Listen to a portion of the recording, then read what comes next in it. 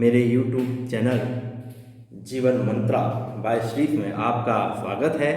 और पर्यटन और एजुकेशन संबंधित मेरे वीडियो में आज मैं शुरू करने जा रहा हूँ इतिहास, भारतीय इतिहास। ये YouTube चैनल देखने से पहले आप मेरे चैनल को सब्सक्राइब कर दीजिए, परमानेंट रूप से सब्सक्राइब कीजिए, लाइक कीजिए, अच्छा लगे तो शेयर कीजिए और कमेंट में बताइए कि आपको क्या क्या चीज़ें अच्छी लगी और क्या उसमें सुधार करना है। तो आइए हम शुरू करते हैं वीडियो को। दोस्तों, इतिहास जो शब्द है, इति धन ह धन आस से बना है, इतिहास।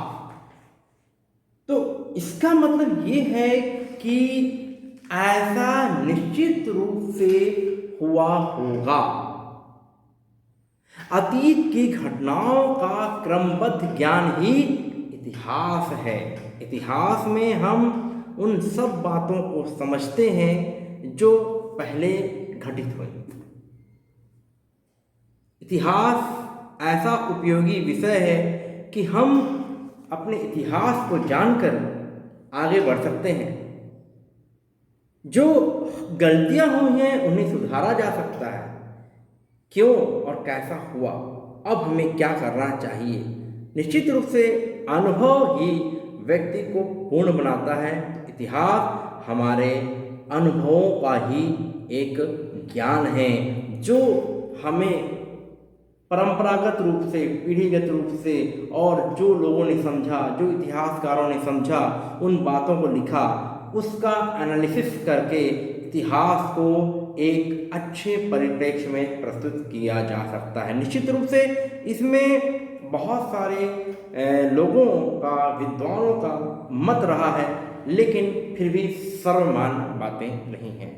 प्राचीन इतिहास को हम 3 भागों में बांट सकते हैं। तो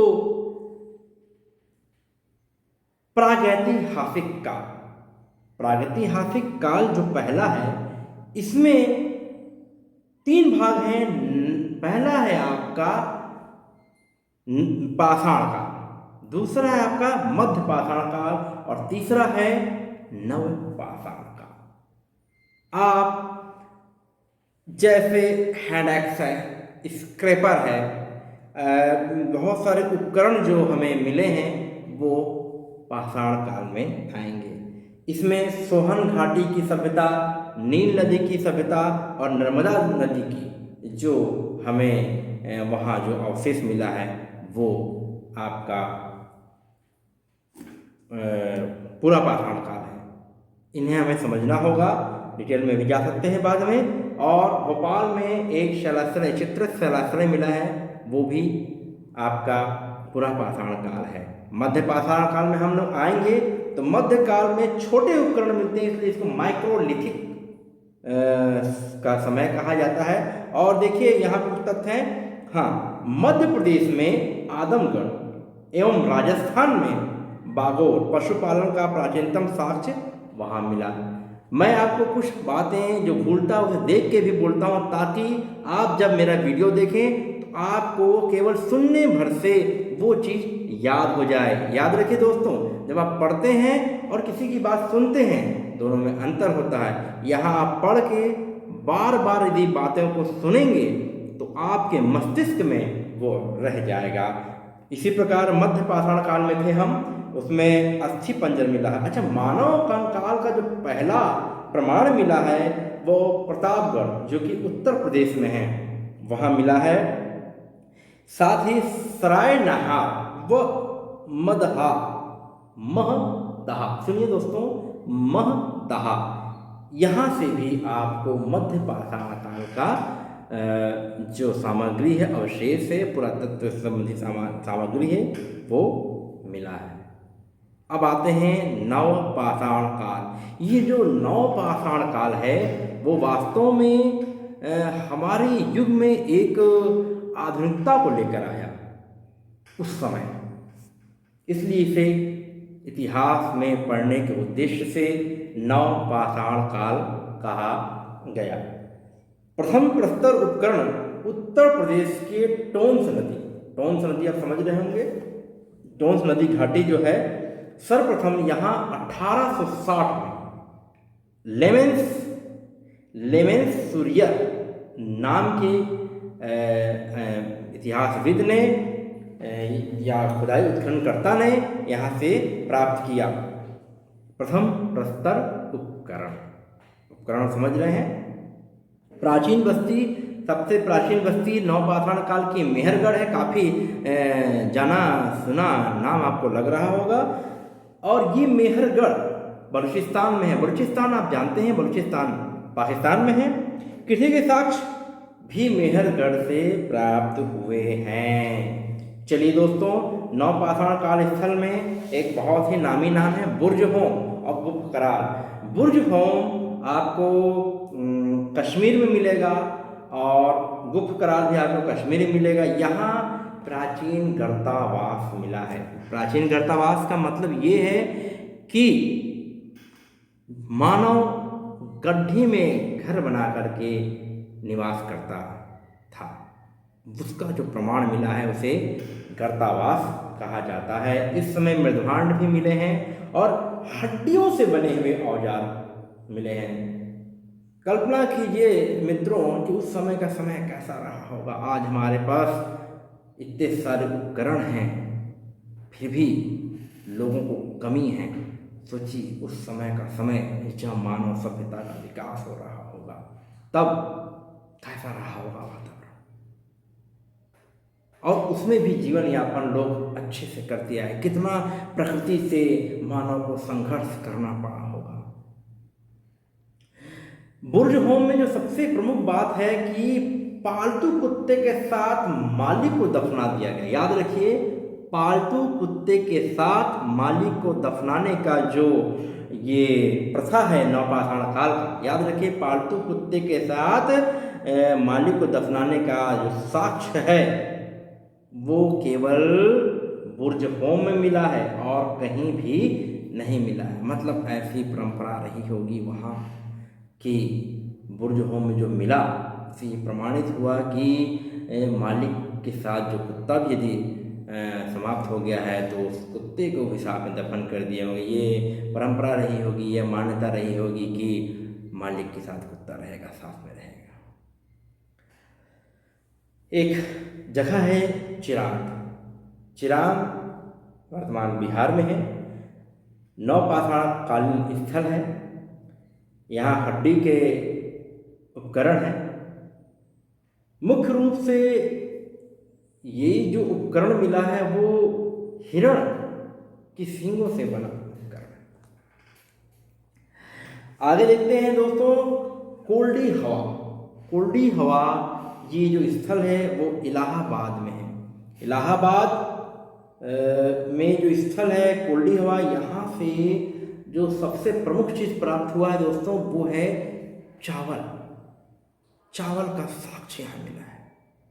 बोलते हैं कि गेहूं मिला, जौ मिला, लेकिन देखिए चावल का साक्ष्य नवपाषाण काल में मिला, काफ़ी पहले मिला। कोल्डी हवा याद रखिएगा, तथ्य में क्वेश्चन में जरूर पूछता है ये पाषाण काल से कि कोल्डी हवा कहाँ है, तो ये इलाहाबाद में है, उत्तर प्रदेश में है। और यहाँ से प्राचीनतम चावल का साक्ष्य मिला है। और ये साक्ष्य का जो समय हम निर्धारित करेंगे वो है 6000 साल पहले, 6000 साल ईसा पूर्व मतलब इंग्लिश में बिफोर क्राइस्ट। आगे बढ़ते हैं दोस्तों। निवासी, यहाँ के निवासियों को जो थे वो कृषि करना आता था, तो हम कह सकते हैं कि कृषक थे। मिट्टी और सरकंडे से बना हुआ घर था।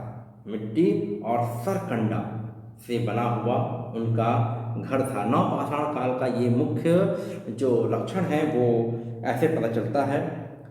ये तो हम उत्तर भारत की बात कर रहे हैं। दक्षिण भारत की बात करेंगे तो आपने सुना होगा बेल्लारी।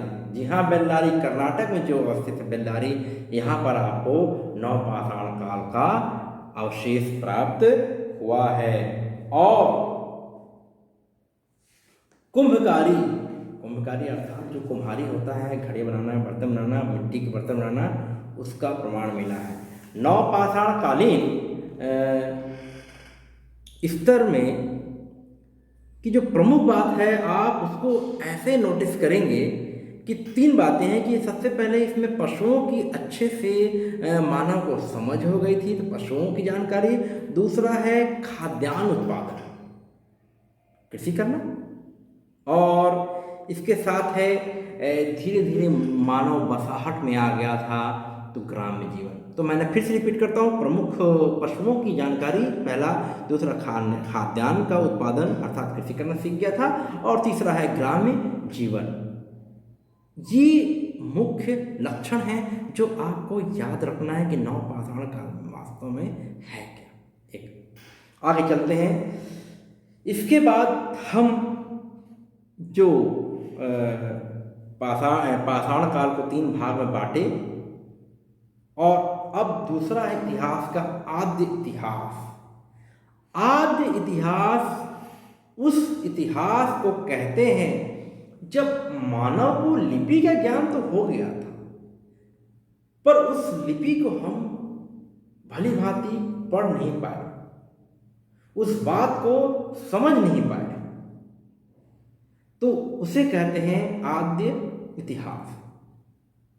इसका सबसे बड़ा उदाहरण है हड़प्पा की सभ्यता। उनके जो लेख हैं, खुदे हुए लेख हैं, उन्हें ठीक से नहीं पढ़ा गया। उनके लेख हैं चित्रात्मक शैली में। ठीक है दोस्तों, आगे बढ़ते हैं। गैरिक एवं कृष्ण लोहित मृदभांड। गैरिक मतलब गेरुआ, थोड़ा लाल जैसा जिसको होता है गेरुआ बोलते हैं, और कृष्ण लोहित मतलब काला।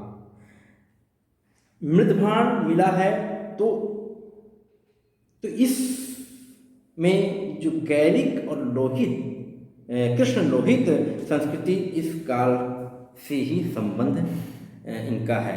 किसका? आपका आद्य इतिहास से ही है, गैरिक और कृष्ण लोहित मृदभांड संस्कृति का। आगे बढ़ते हैं। अब आते हैं मुख्य रूप से ऐतिहासिक काल। तो हम लोग 10वीं से ही पढ़ते आ रहे हैं इतिहास। जब हमें लिपिबद्ध और उस लिपि को हम पढ़ सकें, क्रमबद्ध रूप से जान सकें, तो उसे कहते हैं इतिहास। तो इसे बोलते हैं ऐतिहासिक काल। इसमें हम जो मानव शब्द बन चुका था, विदेशी यात्रियों के विवरण हैं, बहुत सारे किताबें हैं, बहुत सारी किताबें हैं, किताबी हैं, और बहुत सारे लिखे हुए विवरण हैं, प्लस सबसे महत्वपूर्ण है विदेशी यात्रियों का विवरण। तो दोस्तों, ये तो हमने 3 भागों में बांट दिया। अब हम इसी सीरीज में इस बात की चर्चा करते हैं कि जो वास्तव में हमारा भारतवर्ष है, उसका नामकरण कैसे हुआ होगा। तो भारत,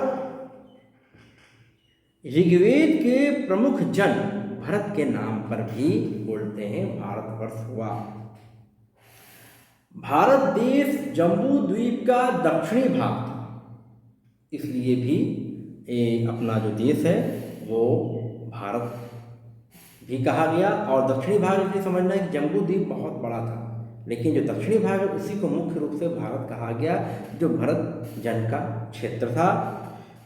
सिंधु द्वारा सिंचित क्षेत्र इंडिया कहलाया। इंडिया हस्मनी ईरानियों ने पहले कहा। भारत को चीनी लोग क्या कहते थे, ये भी बहुत ही रुचि वाला चीज़ है कि चीनी लोग भारत को क्या कहते थे। तो याद रखिए, चीनी लोग भारत को तिएनचू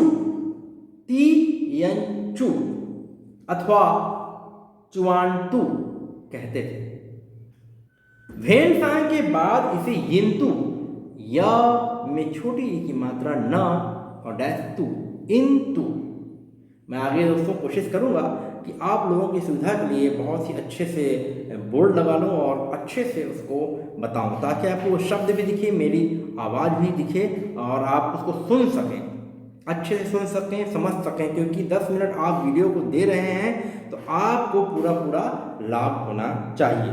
तो वेन सांग के बाद हिंदू का प्रचलन भारत के संदर्भ में किया जाने लगा। दोस्तों, अगली सीरीज में मैं और भी अच्छे तरीके से वीडियो आपके लिए बनाऊंगा। मैंने जितने तथ्यों को पढ़ा और आपको समझाने की कोशिश किया, उससे आपको कितना लाभ हुआ है मुझे अवश्य बताइएगा।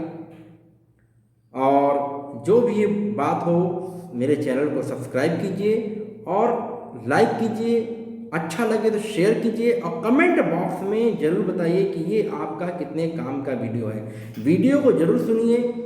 आप जब सुनेंगे आपको कैसा वीडियो चाहिए, किन बातों को चाहिए, ताकि आप वीडियो को देखें और आपको सुनने पर आपकी प्रतियोगी परीक्षा में वो काम आ सके, चाहे OPSC हो, चाहे BA का एग्ज़ाम हो या फिर नेट का एग्ज़ाम हो। आपको तथ्यात्मक रूप से हर बात की जानकारी होना चाहिए।